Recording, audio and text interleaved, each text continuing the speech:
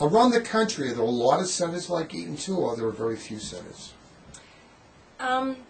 There's a few. I haven't seen all of them, but I have met some at conferences, so we know that there's some based in Texas and California and Canada and all over the world.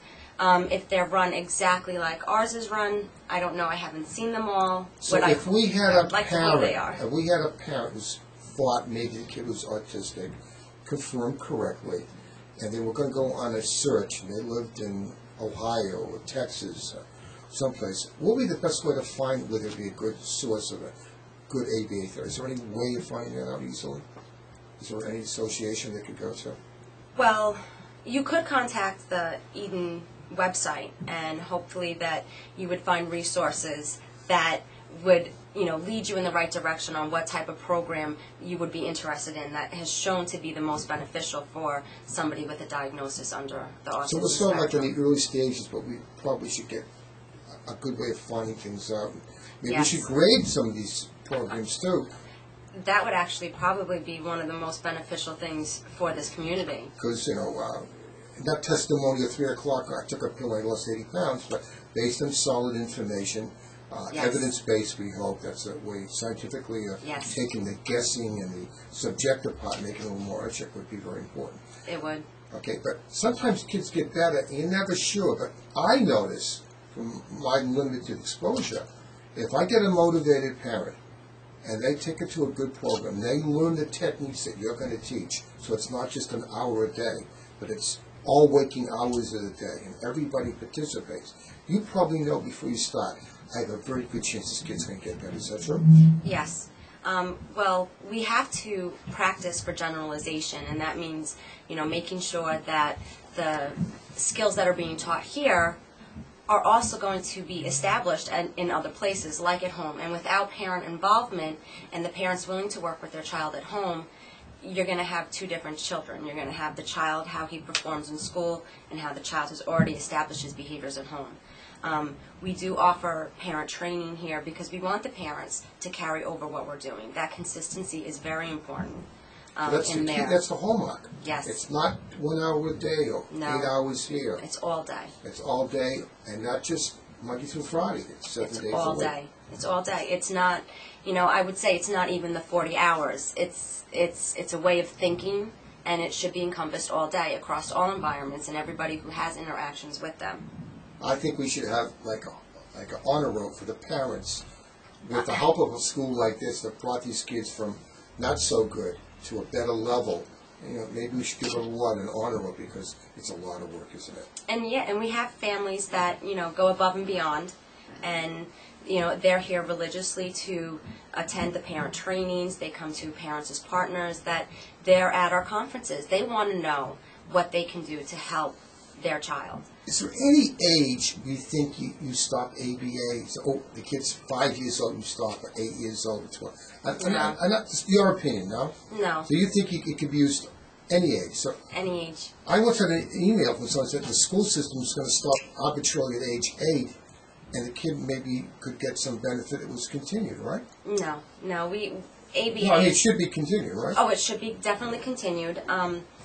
Sometimes we do step away from academic learning at a certain point and start moving towards more vocational goals because we want to start working on the quality of life and making sure that they can be the most independent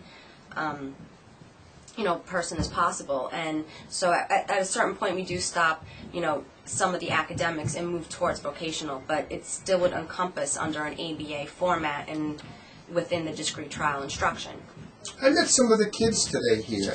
They went up to me, they smiled, they slapped their hand friendly, and they were very friendly, and I was very impressed with that. They weren't monsters. I see on the internet some video, I don't want to mention the website, they show a crying, disturbed kid like a monster. Some of these kids that you would hardly know unless you really observe this. Is that true? Well, there are There are very different degrees of autism, but we try to provide an environment that's positive. It's reinforcing. In the beginning, it might be difficult for them to come, and they get upset because we're placing demands on them and changing their lives. These are children Oh, and by the way, they have autism. Right. They're not monsters and have here, autism. that's what they're thought of. They're children first. They're not autistic people. They're not autistic children. They're children. And I noticed it's one worker, one kid. And that's very impressive because it's a continuous individual attention, which is the key. And that should be carried over to the home and everywhere else it is. Now, the school system do offer something to some of them, don't they? But they're kind of mixed bag. Some could be good, some could be bad, right? Yes. Some of the Board of Ed schools may offer, an hour of ABA a day. But like I said, ABA and this methodology should be encompassed across their entire day, not just at school, but also at home and on the weekends and at grandma's house and, everywhere that child should be. The theories of ABA should be still available to them. So even at grandmother's house, when Johnny does the right thing, he should get reinforced. I like the way you shared your cookies with grandma today. That was very nice. Reinforcement is very appropriate. Positive reinforcement always works. Mm-hmm. And if the kid does something really bad and outrageous, how do we handle that? We look at behaviors as a function. Usually if our child are exhibiting some sort of behavior that is maladaptive, we want to hopefully identify what is causing that behavior to occur in the first place. Sometimes our students do have behavior issues, but they're frustrated. They're nonverbal. They can't speak. They can't communicate. They need to learn, how I can get my needs and wants met. And if they can't communicate, imagine the frustration. If you couldn't tell somebody that you were hungry or needed to go to the bathroom or were tired or not feeling well, imagine how frustrated you would be. So when a student engages in behaviors, it's not that we say, oh, that child is bad. We look at it as, what is he trying to tell us? What can I do to alleviate some of this frustration? Is he acting out because he's frustrated? Is it a function because he wants attention? Are we not giving him enough attention? Maybe we need to teach him the appropriate way to get somebody's attention. And then we'll work on, this is not the right thing to do. If you want my attention, this is what we should do. And we'll work on increasing the appropriate skill instead of just focusing on the maladaptive behavior at hand. Do we teach the parents how to cope when the kid gets so out of control it can probably get someone to lose it, a kid like this, can it? It could be very difficult for our parents. We do try the stresses in these marriages must be unbelievable. Unbelievable. We try to offer as much support as possible, specifically when we have behaviors like this, because we know that it's very easy for us here to work with it. I don't have to cook dinner while I'm working with my students. I don't have to worry about laundry or helping another one of my children do their homework. So we know it's a different set of situations that the parents are dealing with in the home. So we do try to provide them support and try to give them a proactive way of also dealing with the behavior before having to do something reactive. We'd rather change the behavior before it occurs rather than waiting until the behavior occurs and then reacting to it. So we do try to help the parents as much as possible. We have crisis teams for when the behavior is, very difficult and the parents need that extra support. So the real heroes in the end is these marriages that stay together, which is probably not that many. And if you get a few of these kids into the mainstream, it has to be like the Olympic gold medal, isn't it? Yeah.